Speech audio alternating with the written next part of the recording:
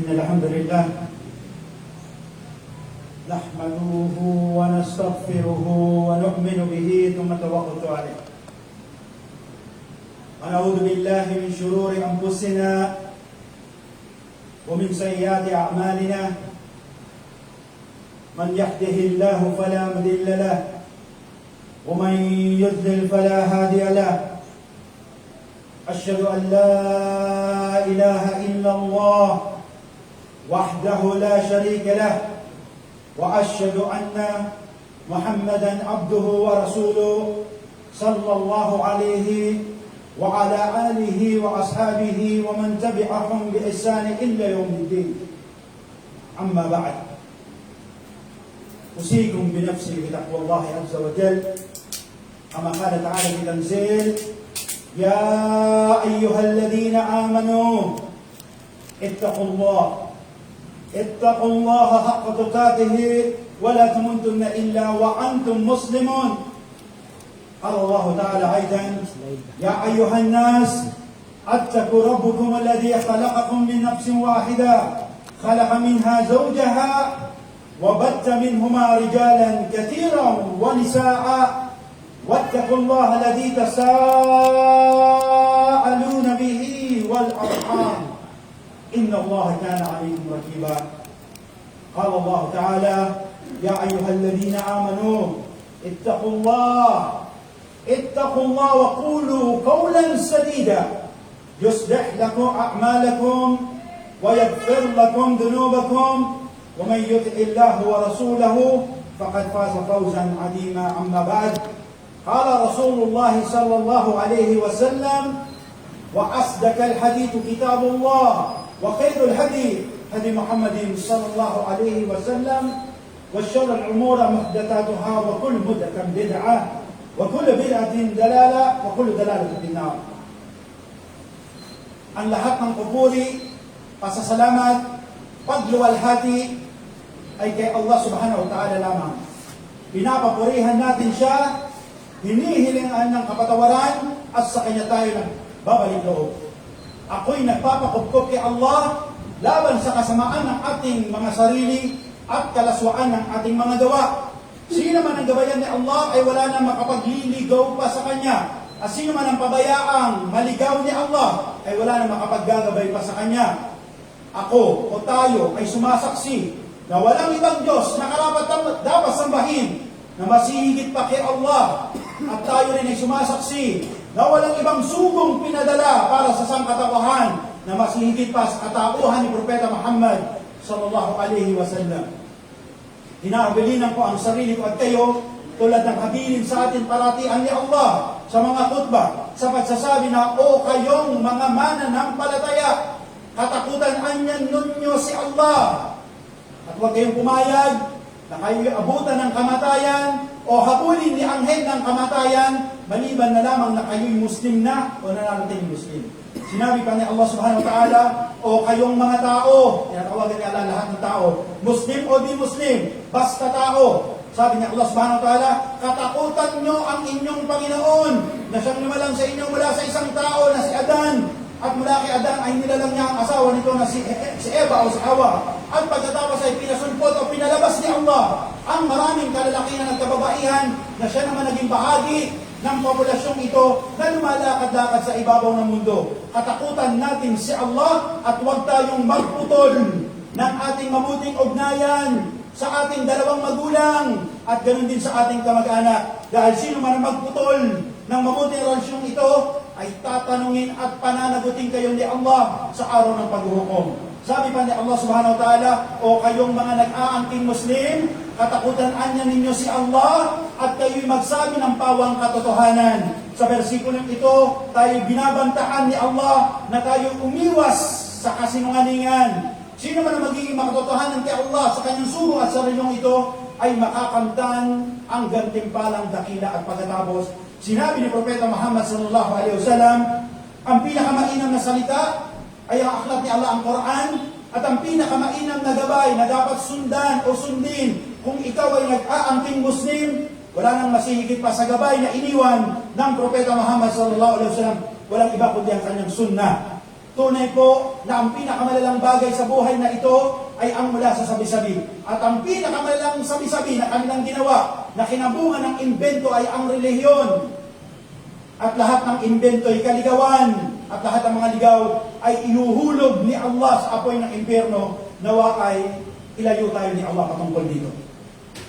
Noong nakaraang linggo po ay tinalakay natin ang patungkol sa samahan ng balon o yung tinawag natin na Suratul Buruj. At ayon na sa ulat ni Imam Muslim, rahimahullah, kahabagan nawa siya ni Allah, na ang mga tao sa samahan ng balon ay mula sa bayan ng Najran, na ito'y nasasakupan ngayon ng Saudi Arabia. At ang kanilang relihiyon ay ang relihiyon na iniwan sa kanila na katuruan ni Propeta Isa ibn Maryam o Jesus na anak ni Maria. At sabi natin, at ang hari na nagpahukay ng balon at nag-utos sa kanila na sila'y tumalon at sunugin ang kanilang sarili ay si Dunawas. Sinabi pa sa ulat na may mga tumakas na mga taga-Najran na hindi tumalon sa balon at ang bilang nila ay 20,000 katao. Sila ay pinahabol ni Haring Dunawas sa kanyang mga sundalo at sila'y pinagpapapatay sa pamagitan ng espada. At ayon sa ulat ng Imam Muslim na mayroong 1 o 2 tao na nakaligtas at nakatakas at sila ay tumungo sa Roma, na kung saan alam natin na ang panahon ngayon, kaya meron tayong tinatawag na Suratul Rum, na sila ay mga Nasara. Umakapit sila sa reliyon na iniwan ni Propeta Isa alaihissalam. Na kung saan doon sila tumakas at nagsumbong. At dahil sa pangyayaring ito, alam natin na si Allah subhanahu wa ta'ala ay isinumpa si Dunawas at ang kanyang mga kabanalin. Nang sabihin ni Allah subhanahu wa ta'ala, "A'udhu billah minash shaitanir rajim wa shahidin wa mashhud qutila ashabul ukhdud an-nar dhatil wuqud idhum 'alayha qu'ud wa hum 'ala ma yaf'aluna bil mu'minina shuhud."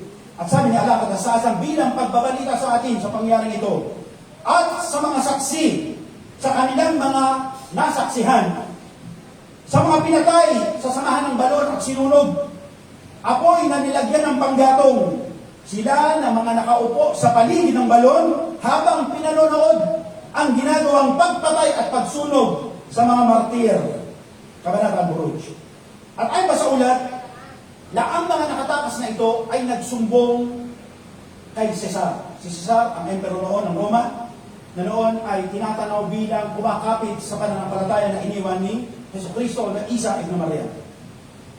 At sabi na, ang mga tao ito ay nagsabi na sila ay pinagpapatay ng karuman-duman na kaparaanan ng hari o kanilang hari na si Dunawas.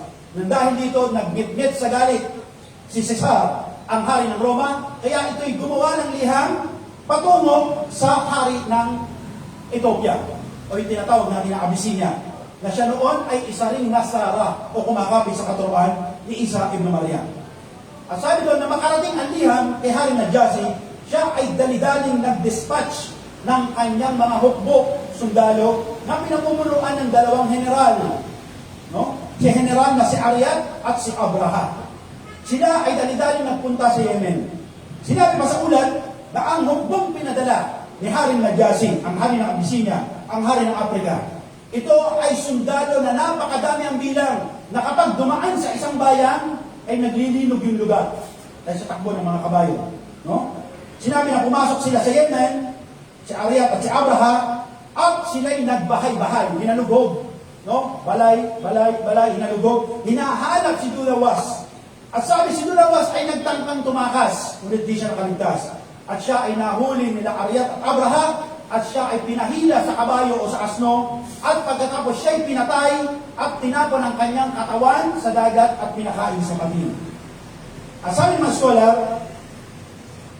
istakalla al-Habasha bil-Malik al-Yemen wa alayhim hadan al-Amri, Ariat al-Abraha.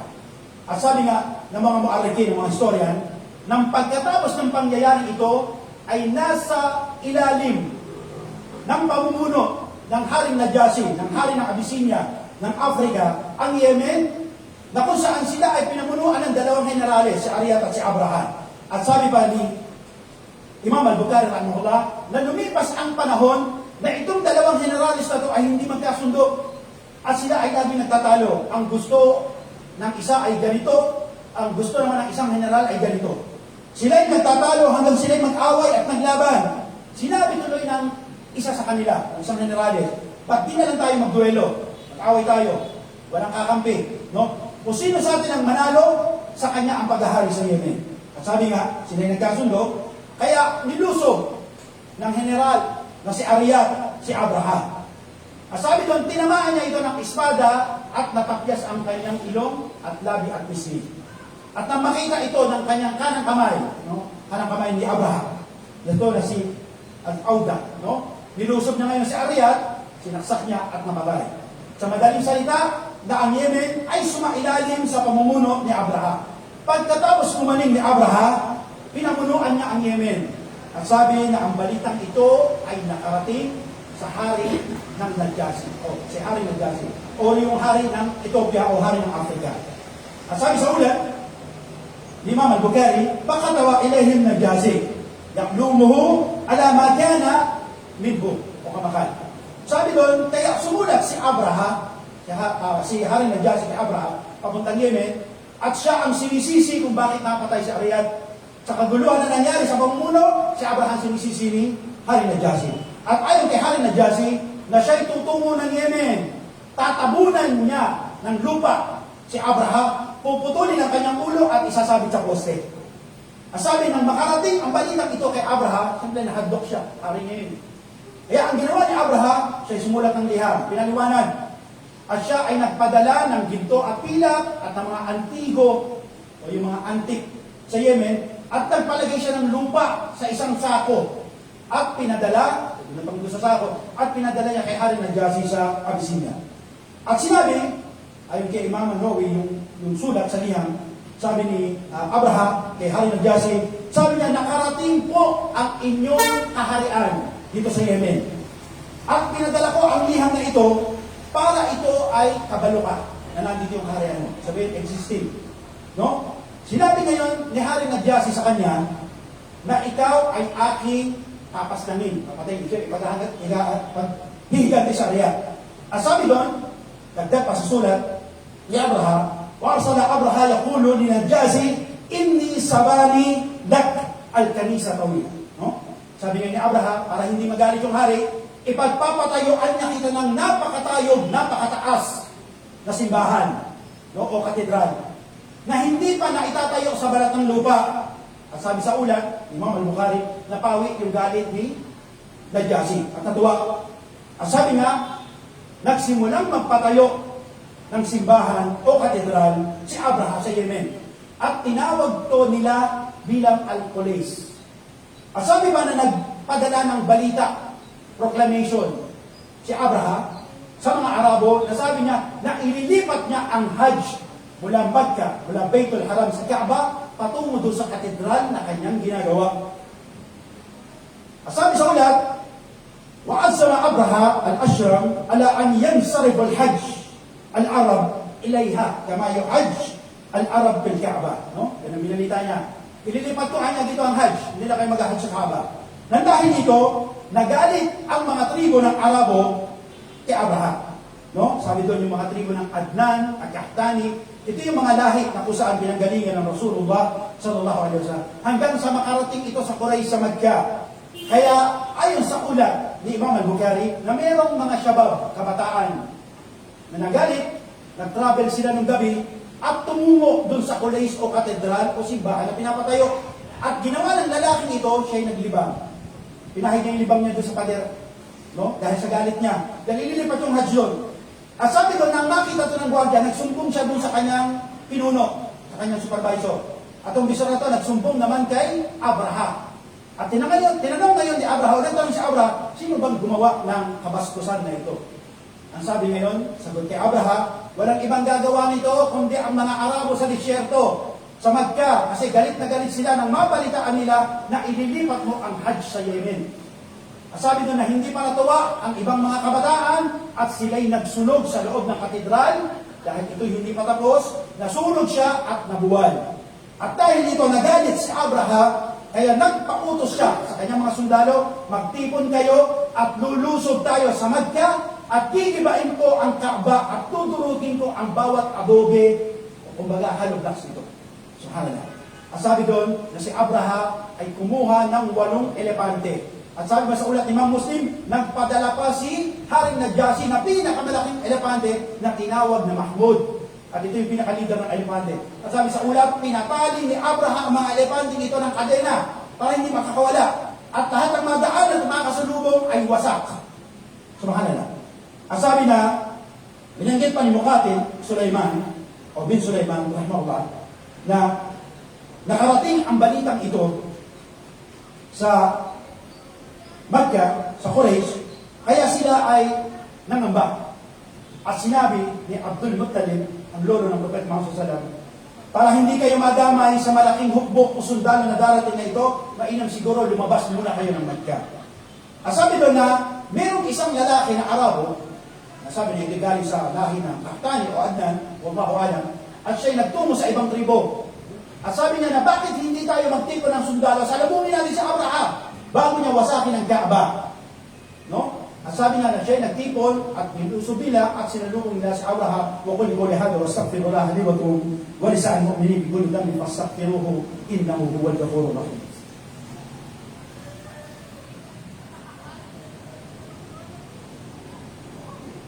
Innal hamdalillah nahmaduhu wa nastaghfiruhu wa nu'minu bihi ثم توكلت عليه ونعوذ بالله من شرور انفسنا ومن سيئات اعمالنا من يهده الله فلا مضل له ومن يضلل فلا هادي له. Sabi sa ulat na itong lalaking ito ay nagngangalang Nufayl. Sabi doon na mayroong mga Arabo sa disyerto paajabu wakatalo Abraha na sumagot sa imbitasyon ni Nufayl. Kaya sila ay nagmarcha para salubungin si Abraha. Ngunit alam natin na napakalakas at napakalaki ng kanyang mga sundalo, kaya sila ay madaling nagapi. At sabi sa ulat ni Imam An-Nawawi na hinuli niya si Nufayl, yung pinuno, at sabi niya na hindi kita papatayin sa isang kondisyon. No? Ikaw ay magiging translator ko sa Quraysh para maiparating ko sa kanya ang aking gusto. At pumayag si Nufayl. At sabi nga sila ay naglakbay hanggang sa makarating si Abraha at kanyang sundalo sa Taif. Alam niyo yung Taif, ito yung mataas na bayan sa Makkah. No? Bago ka bumaba ng Makkah, Taif muna. Doon sila nakarating. At sabi doon, sila ay nagkampo doon. At nakita ni Abraha ang maraming kamelyo na higit kumulang na 200 ang bilang. At sinabihan niya kayong mga sundalo, kunin ang mga kamelyong ito. At tinanong niya, sino nagmamayari ng kamelyong ito? At sabi ng tagawantay, ito'y pag-aari ng pinuno ng Quraysh na si Abdul Muttalib. At dahil doon, inutusan niya si Nufayl na gumawa ng sulat, liham, ipadala sa Makkah at sabihin kay Abdul Muttalib na pumunta rito para kausapin ako at sabihin na wawasakin ko ang Kaaba at nakamkam ko o nakuha ko ang kanyang mga kamil.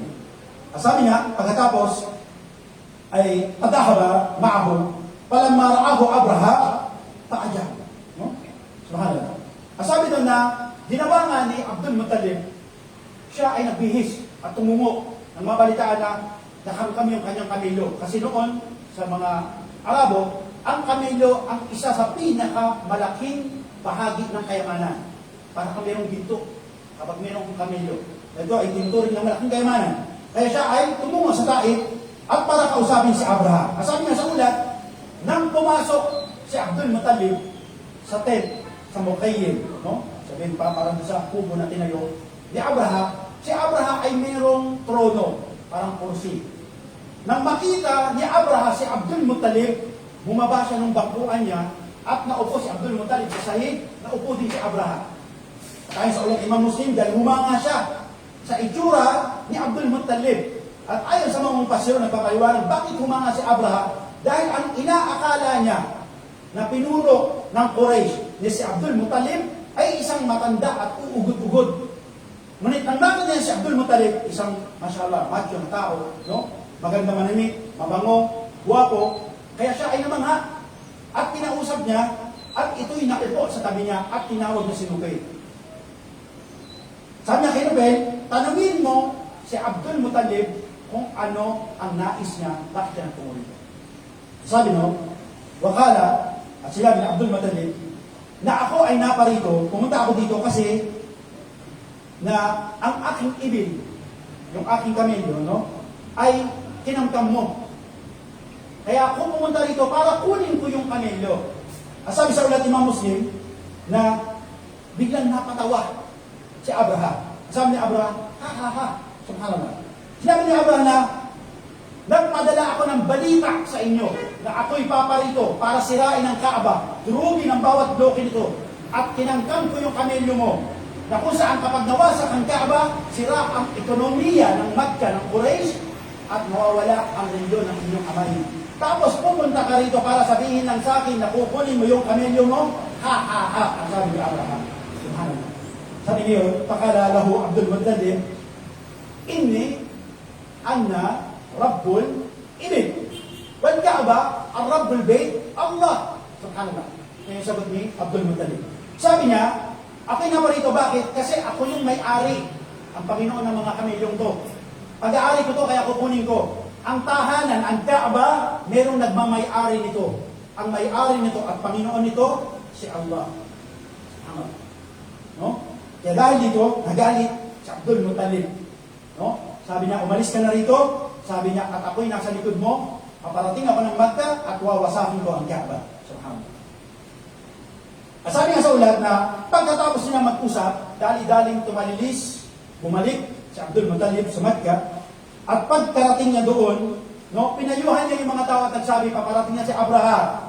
Dala ang mga higanting elepante, kasama ang 100,000 sundalo. Umalis na kayo ng Makkah at umakyat sa bundok at iligtas ang inyong sarili. Sabi doon, atong magkama Abdul Muttalib ila Babul Kaaba. Pakama ma'ahu nafran, no, min al-Quraysh. Yaqulu Allah subhanahu wa ta'ala, faqala lahu ya Rabb, no? Sinabi doon na si Abdul Muttalib, pagkatapos niya sabihan yung mga tao, ay dumikit siya doon sa Kaaba, sa pintuan ng Kaaba. At siya nanalangin, nagdua siya. Sabi niya, Ya Allah, iligtas mo ang Makkah at pangalagaan mo ang Kaaba. At sabi ng pagkatapos magtungo ni Abdul Muttalib sa pintuan ng Kaaba, ay pumunta siya doon sa kanyang manugang, no, na si Aminah bintu Wahab, na asawa ni Abdullah, na ito yung mga magulang ng Propeta Muhammad sallallahu alaihi wasallam. At ayon kay Imam Nawawi, at that time, si Propeta Muhammad sallallahu alaihi wasallam ay pinagbubuntis ni Aminah. Sinabihan siya ng kanyang biyenan, umalis ka na rito, baka ito ay mapahamak at paparating sa Abraham. Dala ang higanting elepante at 100,000 niyang sundalo. At sabi ni Aminah, hindi ako aalis dito sa aking tahanan, sa loob ng Kaaba, ay sa loob ng Makkah, dahil alam ko na ang batang nasa aking tiyan ay isang milagroso. No? Kaya sabi doon na, hindi nga umalis sa Aminah kahit anong pilit ni Abdul Muttalib. Sinabi nang dumating si Abraham, papalapit na siya. Malapit siya. Kung sino sa inyo ang nakapag-hajj, kung sino sa inyo ang nakarating sa Mina, yung daming tent, no? Na doon tayo naglalagi, tumitigil tayo doon, tapos doon tayo bumabato. No? Bismillah, Allahu Akbar. Pagdating ni Abraham at ng elepante, malalaking elepante at ang kanyang sundalo doon, ang mga elepante ay ayaw nang tumungo papunta sa Kaaba, ayaw nang pumasok ng Makkah. Kaya nagpautos si Abraham na tusukin ng siba ang puwitan ng elepante para sila magsubok, pumasok sa Makkah. At sabi doon, dumadapa yung elepante. Kapag pinapaling pabalik ng Yemen, tatakbo yung elepante, pipigilan, tutulak na naman papunta ng Makkah, dadapa, ayaw, tutusukin na naman ng siba. At sabi, bakit nagkaganito? At ayon kay Imam Muslim rahimahullah, na kaya ayaw tumungo ng mga elepante papunta ng Makkah, ayon sa ulat na sinufade, pinahuli niya. No? Pumunta sa tenga ng elepante at sinabi, Ya Mahmud, no?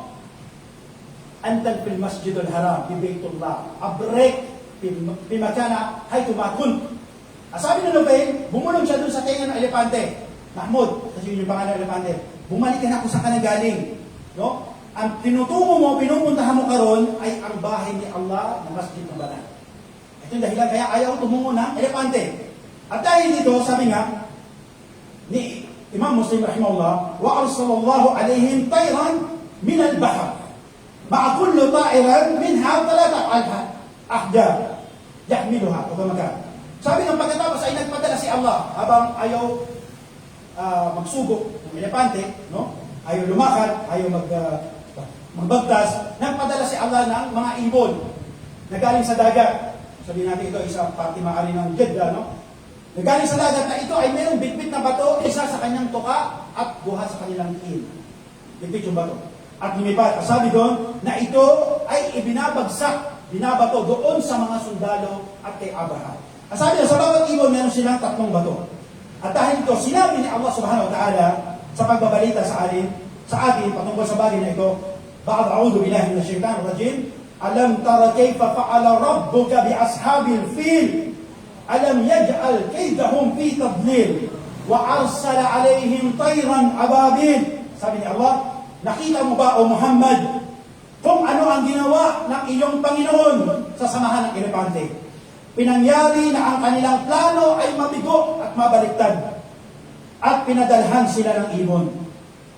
At sabi ni Ibn Kathir, rahimahullah, na ang kahulugan nito, na pinigilan ni Allah subhanahu wa ta'ala ang kanilang masamang balak na paggiba, pagsira sa Kaaba ni Allah subhanahu wa ta'ala. Bagkos sila ang winasak ni Allah, kabaligtaran. Ang malalaking humpo ng sundalo at mga higanting elepante ay tinalo lamang ng mga ibon na mayroong bitbit na 3 bato sa kanilang tuka at 2 paa. At ayon pa sa ulat ng Ibn Kathir, na ang mga maliliit na bato na ito ay mula sa matigas na putik na galing sa bulkan. Na ayon pa sa ulat, Ibn Kathir, rahimahullah, na kapag ang batong ito ay nalalaglag sa mga sundalo, napuputol yung kanilang kamay, sumasabog ang kanilang ulo, nawawasak ang kanilang laman. At pinangyari ni Allah subhanahu wa ta'ala na ang isang bato ay tumama sa ulo ni Abraham at ito'y sumuot sa loob at tumagos sa kanyang puwitan. At siya ay tinakbo at binalik pa sa Yemen at doon siya inabutan ng kamatayan. At sabi ni Allah subhanahu wa ta'ala bilang pagbabalita pa, tarmihim bihijaratin min sijjil faja'allahum ka'asfin ma'kul. At sinabi ni Allah at binagsakan sila ng bato mula sa sijjil at nagbistula silang mga tanimang winasak o sinalanta. Subhanallah. Ito ay bagay na pagpapakita lamang na si Allah subhanahu wa ta'ala ang mismong nangangalaga ng kanyang tahanan at walang iba. Walang pwedeng mangyari maliban na ito'y pinahintulutan ni Allah subhanahu wa ta'ala. Muli, mahaba pa ang kwentong ito. Inshallah sa susunod na linggo ay itutuloy natin ang bahaging ito kung pahintulutan ni Allah subhanahu wa ta'ala. Kung hindi naman at tayo pagbawalan na at bawian na ng buhay, ay gantimpalaan na lamang ni Allah subhanahu wa ta'ala ang ating mabuting intensyon o nilalayon. At pagkatapos tayo inutusan ni Allah subhanahu wa ta'ala na tayo magpadala ng salawat sa ating muling sugo na si Muhammad sallallahu alaihi wasallam pagkatapos niyang utusan ang mga anghel sa kalangitan sa pagsasabi na inna Allah wa malaika yusalluna ala nabi ya ayyuhalladhina amanu sallu alaihi taslima Allahumma ighfir lil muslimina wal muslimat wal mu'minina wal mu'minat wal ahya badhum al amwat innaka qaribun mujibud da'wa ya rabbil alamin. Allahumma dalamna anfusana alam taghfir lana la takuna minal khasirin. Allahumma dalamna anfusana alam taghfir lana la takuna minal khasirin. Rabbana atina fid dunya hasanah wa fil akhirati hasanah wa qina adhaban nar wa qina adhaban nar. Rabbana atina fid dunya hasanah wa qina adhaban nar ya rabbil alamin. أقيم الصلاة إن الصلاة تنهى عن الفحشاء والمنكر والبغي يعظكم تذكرون فاذكروا الله يذكركم فاشكروا ونعمته وزدكم فاذكروا الله أكبر والله يعلم ما تسمعون وأقيموا الصلاة ما يغير أقيموا الصلاة